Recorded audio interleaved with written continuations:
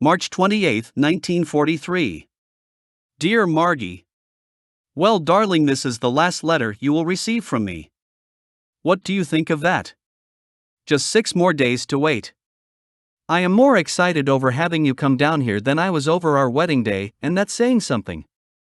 I can't think of any more information to give you except if you arrive Saturday morning or the noon train, you may have to wait a few minutes for me, as I can't get away until a few minutes after 12 o'clock, so it will be nearly 12:30 before I could get to the station, so go into the restaurant and wait.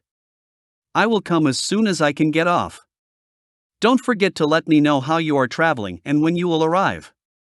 Went for a walk out past the airport to a place called Milledgeville, about a mile or so from town. It's a small landing, and the Kennebecasis River is a really swell spot like Muskoka. Maybe we could live out there. Transportation would be the only difficulty.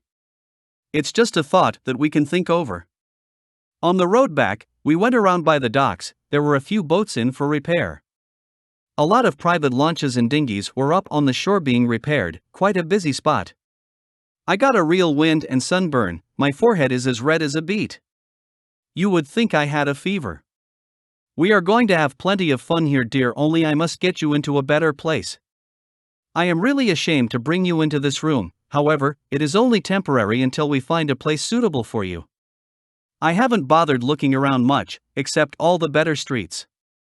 I will have to acquaint you with the slums first, so you will realize and appreciate the so-called better streets. What a laugh, and the people don't seem to know the difference. One thing, the places are clean and everyone seems friendly. It will be an experience you will never forget. By the way, have your camera loaded, dear, you may get a few shots of the St. Lawrence as you go along by Quebec City. The cliffs are amazingly high. If you hold the lenses tight to the window, providing it's clean, you can get good snaps from the train. Well, darling, this is all for the present. I hope to get a few more letters from you, but as this isn't collected until the morning, it will be the last you receive. So, until I take you in my arms and give you a real kiss and hug. All my love. As ever. Roger XXXX. April 6, 1943. Dear Mother. We received Enid's telegram a few hours ago saying Gil missing. It's hard to believe, but we have still so much hope left. Lots of hope. He may turn up in England or Scotland, so many of them do, or be a prisoner of war. If it's the latter, you won't have to worry about his safety, as they are treated fairly well considering the condition of Europe. I suppose Dad will come home again. I can't say I blame him, as he will be worried about you as well, yet there is so little he can do and the traveling expenses so great. I can't think of any more to say except you must be brave and keep things going and try to help Enid. It will be so hard for her. Margaret is going to add a few lines to both letters and mail them. I am a few hours late for school, as the wire landed just as I was to leave, so went downtown to answer it. Guess this is all for the present. Let me have any further news. Lots of love.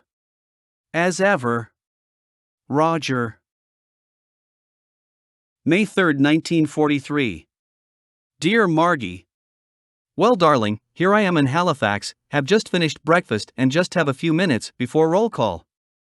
I want to get this away on the early mail. I can't form an opinion regarding the place yet, but from all the reports it's quite a dive. It seems funny writing again after our few weeks together, but here is hoping you will be down here in a week or so. I hope to get out of barracks this afternoon and will try and get in touch with Al. Well, darling, guess I had better quit for the present. I will write tomorrow and tell you all the news. So, until then. All my love, Margie. As ever. Roger XXXX. Sapper Boyer, B131613. Number 6 Vocational School. Spring Garden Road.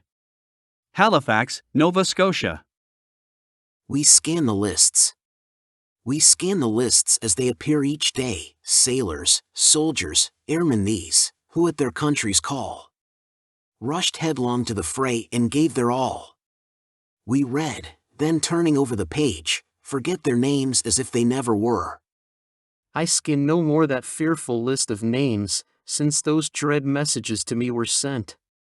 They flew so long and high, those boys of mine, I could not think of them as danger bent. Now they are gone, and those long lists to me are other mothers, fathers sharing our agony. S. D. Boyer.